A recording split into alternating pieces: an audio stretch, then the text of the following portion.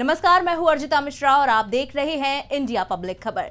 9 जुलाई 2024 वो तारीख जब देश ही नहीं बल्कि दुनिया भर में करोड़ों श्रद्धालुओं की आस्था के केंद्र तिरुपति बालाजी मंदिर में प्रसाद के रूप में बांटे जाने वाले लड्डुओं की गुणवत्ता की जांच के लिए सैंपल इकट्ठा किए गए। गुजरात के लैब में इसकी क्वालिटी और इस्तेमाल की गई सामग्री की जांच की गई और इसके कुछ ही दिन बाद 16 जुलाई को जब जांच की रिपोर्ट सामने आई तो न सिर्फ उन करोड़ों भक्तों की आस्था पर गहरी चोट पहुंची बल्कि कई गंभीर सवालों के साथ एक नया विवाद छिड़ गया। आंध्र प्रदेश के प्रसिद्ध तिरुपति मंदिर में प्रसाद के रूप में चढ़ाया जाने वाला लड्डू इन दिनों विवाद की वजह से चर्चा में है। गुजरात की एक प्रयोगशाला ने लड्डू को बनाने में घी के साथ पशु की चर्बी और फिश ऑयल का इस्तेमाल किए जाने का दावा किया है। इसके बाद सीएम एन चंद्रबाबू नायडू ने पिछली सरकार पर श्रद्धालुओं की भावना को आहत करने का महापाप का आरोप लगाया। वहीं वाईएसआरसीपी ने पलटवार करते हुए कहा है कि सीएम राजनीतिक लाभ लेने के लिए घृणित आरोप लगा रहे हैं। आइए आपको बताते हैं कि ये पूरा मामला है क्या और अब तक क्या क्या हुआ है। ये मुद्दा खुलकर तब सामने आया जब सीएम चंद्रबाबू नायडू ने एनडीए की विधायक दल की बैठक के दौरान ये दावा किया कि पिछली वाईएस जगन मोहन रेड्डी के नेतृत्व वाली सरकार ने तिरुपति में श्री वेंकटेश्वर स्वामी मंदिर को भी नहीं बख्शा और लड्डू बनाने के लिए घटिया सामग्री और पशु चर्बी का इस्तेमाल किया गया।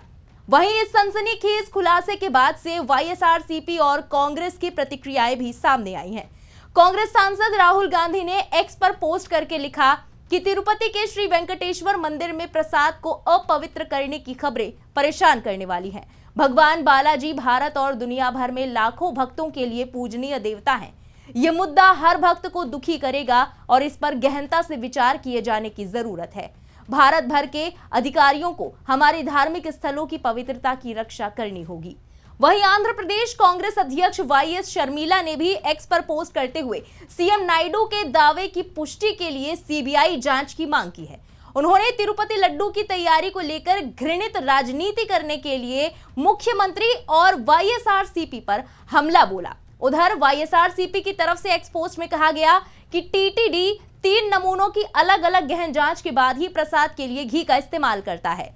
अगर घी में मिलावट है तो असल घी के टैंकर को अनुमति नहीं दी जाएगी। लेकिन क्या ये अफवाह फैलाना सही है कि भक्तों ने मिलावटी घी से बने लड्डू खाए हैं? मुख्यमंत्री पद पर बैठा व्यक्ति तिरुमाला को अशुद्धता का दोषी ठहरा रहा है। क्या हमारे मंदिर और हमारे भगवान का अपमान करने से बुरा कुछ और हो सकता है?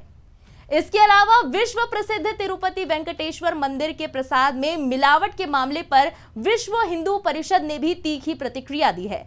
विश्व हिंदू परिषद ने कहा कि हिंदुओं की भावनाओं के साथ इस प्रकार का खिलवाड़ जानबूझकर और लंबे वक्त से किया जा रहा है। इससे पूरे हिंदू समाज में आक्रोश की लहर है। हिंदुओं की आस्था पर बार बार हो रहे इस प्रकार के हमलों को हिंदू समाज अब और बर्दाश्त नहीं करेगा। भगवान तिरुपति मंदिर के प्रसाद में जिस प्रकार विभिन्न पशुओं का मांस मिलाया गया है, यह अत्यंत घृणित और असहनीय कृत्य है। तिरुपति मंदिर के प्रसादम को लेकर उठे विवाद के चलते हिंदू साधु संतों में भी भारी आक्रोश देखने को मिल रहा है। इसी कड़ी में बागेश्वर धाम के पीठाधीश्वर पंडित धीरेन्द्र कृष्ण शास्त्री ने इस मामले पर अपनी राय देते हुए आंध्र प्रदेश सरकार से दोषियों को फांसी की सजा देने की मांग कर दी है। उन्होंने कहा कि भारत के सनातन धर्म को भ्रष्ट करने की पूरी तैयारी की गई है। यदि तिरुपति मंदिर के प्रसाद में चर्बी का घी या मछली का तेल मिला है तो ये एक बड़ा अपराध है और इसके खिलाफ कड़ी कार्रवाई होनी चाहिए। वहीं इस पूरे मामले पर मंदिर समिति तिरुमाला तिरुपति देवस्थानम की ओर से भी बयान जारी किया गया है। लड्डू प्रसादम में इस्तेमाल किए जाने वाले घी की गुणवत्ता को लेकर श्रद्धालुओं में चिंता के बीच तिरुमाला तिरुपति देवस्थानम यानी टीटीडी ने कहा है कि पवित्र मिठाई की पवित्रता बहाल कर दी गई है। तो चलिए अब जरा समझने की कोशिश करते हैं कि लड्डुओं में मिलावट का शक कैसे हुआ। तिरुपति मंदिर में पिछले 300 साल से ज्यादा वक्त से लड्डू चढ़ाए जाते रहे हैं। इन्हें श्रीवरी लड्डू कहते हैं। मीडिया रिपोर्ट्स के मुताबिक तिरुपति मंदिर का प्रबंधन देखने वाली तिरुपति तिरुमाला देवस्थानम यानी टीटीडी जो लड्डू बनाती है वो 15 दिनों तक खराब नहीं होते। लेकिन आंध्र प्रदेश में चंद्रबाबू नायडू की सरकार बनी तो टीटीडी के पुराने एग्जीक्यूटिव ऑफिसर को हटाकर आईएएस अधिकारी के श्यामला राव को नया ईओ नियुक्त किया गया, जिनके मुताबिक उन्हें यह शिकायत मिली थी कि प्रसाद के स्वाद में गड़बड़ी है और पहले जैसा स्वाद नहीं रहा है, इसलिए उन्होंने इसका सैंपल जांच के लिए भिजवाया। रिपोर्ट के मुताबिक तिरुपति के लड्डू में सोयाबीन, सूरजमुखी, जैतून, नारियल, कॉटन सीड और अलसी के अलावा फिश ऑयल, बीफ टैलो और लार्ज पाया गया है। बीफ टैलो जानवरों की चर्बी से बनाया जाता है। चर्बी को धीमी आंच पर तब तक पकाते हैं जब तक ये घी जैसा नहीं दिखने लगता। इसी तरह लार्ज सुअर की चर्बी से बनाया जाता है। ये घी जैसा दिखता है और चिकना होता है। इसे शुद्ध घी में आसानी से मिला सकते हैं, जिसका पता भी नहीं चलता। गौर करने वाली बात यह है कि तिरुपति तिरुमाला देवस्थानम हर साल टेंडर के जरिए करीब 5 लाख किलो घी खरीदता है। महीने की बात करें तो करीब 42,000 किलो घी की खपत होती है। कंपनियां मंदिर मैनेजमेंट को रियायती दर पर यह घी उपलब्ध कराती हैं। पहले दावा किया गया कि दक्षिण की मशहूर कंपनी कर्नाटक मिल्क फेडरेशन यानी केएमएफ जो नंदिनी नाम से घी बनाती है वो घी सप्लाई करती थी। फिर अमूल का भी नाम सामने आया। हालांकि दोनों कंपनियों ने बयान जारी कर कहा कि वो तिरुमाला तिरुपति देवस्थानम को घी सप्लाई नहीं करती। केएमएफ ने कहा कि वो पिछले 4 सालों से टेंडर में भाग नहीं ले रहे क्योंकि घी के रेट को लेकर बोर्ड से बात नहीं बन पाई। मीडिया रिपोर्ट्स के मुताबिक जब प्रसाद में मिलावट की शिकायत हुई उस वक्त तक एआर डेयरी फूड्स नाम की कंपनी तिरुपति मंदिर को घी की सप्लाई कर रही थी। हालांकि राज्य सरकार ने इसके स्टॉक को वापस कर दिया। तिरुपति तिरुमाला देवस्थानम पिछली कंपनी से 320 रुपए किलो के हिसाब से घी खरीद रहा था।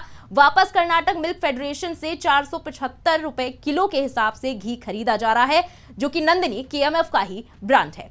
यहां आपको बता दें कि तिरुपति में घटिया घी के इस्तेमाल का मामला पिछले साल भी उछला था। तब भी कर्नाटक मिल्क फेडरेशन के अध्यक्ष ने दावा किया था कि टीटीडी जानबूझकर घटिया क्वालिटी के घी खरीद रही है। तब टीटीडी की तरफ से कहा गया था कि बोर्ड सिर्फ टेंडर के जरिए ही घी खरीदता है। जो सप्लायर ट्विन टेस्ट पास करते हैं उन्हें ही ठेका मिलता है और सिलेक्शन एक कठिन टेंडर प्रक्रिया के जरिए होता है। बहरहाल अब इस मामले पर केंद्र सरकार आगे रिपोर्ट के आधार पर जांच करेगी, तो वहीं सुप्रीम कोर्ट में भी यह मामला पहुंच चुका है। लेकिन फिलहाल हर किसी के मन में एक ही बड़ा सवाल उठ रहा है कि करोड़ों भक्तों की आस्था से खिलवाड़ करने के पीछे आखिर है कौन और उसे आगे चलकर क्या सजा मिलती है। फिलहाल आने वाले वक्त में इन सब चीजों का जवाब मिलेगा, लेकिन इस पर आपका क्या कहना है कमेंट में लिखकर जरूर बताएं। बने रहें इंडिया पब्लिक खबर के साथ। हमारे यूट्यूब चैनल को सब्सक्राइब करें, बेल आइकन दबाना बिल्कुल ना भूलें।